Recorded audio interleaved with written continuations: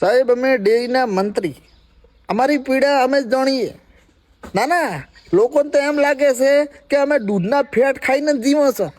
એટલે થોડું ઘણું તો ઠીક છે, પણ અધરો લુગડા પહેરીને બહાર નીકળે ને તો ચાર ઊભી થઈ એવી વાતો કરાય કે એટલે આ તો દૂધના પૈસા ખાઈને ઉદળા છે. એટલે આ ભાઈ, અને આવું કહેવાવાળા પાછા મોઢામાં બુધાલાલ ભરી અને પ્લેટીના ફગાવતા શેર દૂધ લઈને પોકેટ ડેરીએ અને આવી અને બહેનો ટેકાવી અને આખું ગોમ દૂધ ભરાવીને ન જાય ને એટલી ઘડી બહેનો ઉપર ટેકાવીને બે અને આખા ગોમની પંચાયત કરે. મને તો એ ખબર પડતી નથી કે એ શેર દૂધમાંથી પેટ્રોલના કાઢતો હશે કે બુધાલાલના.